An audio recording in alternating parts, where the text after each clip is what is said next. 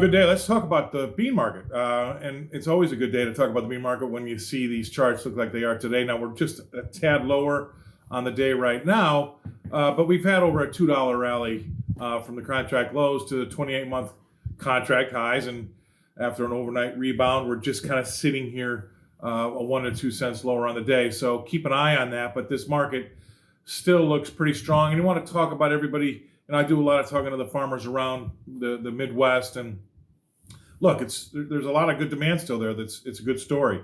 You might see us, back off and do some backfilling because of the run we've just had, but it's good to see this demand, and it's good to see that demand is back. So we've had the streak of, say, 13 days, drum roll please, because we've seen China and Dubai soybeans 13 days in a row. That's going to be something that's going to be pretty significant.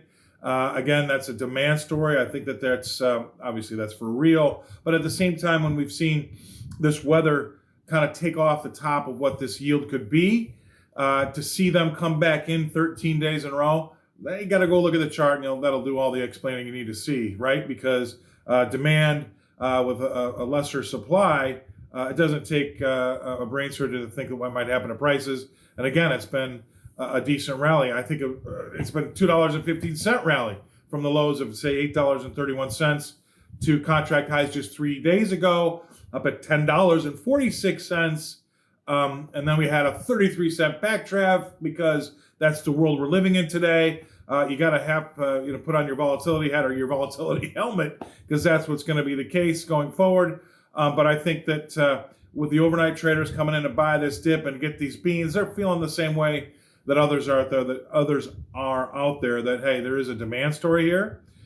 We could be building a small supply story, a smaller supply story, and that's why you've seen some of these things be supported like they are. That doesn't mean they can't back off anymore. It doesn't mean that they're not going to stop rallying either.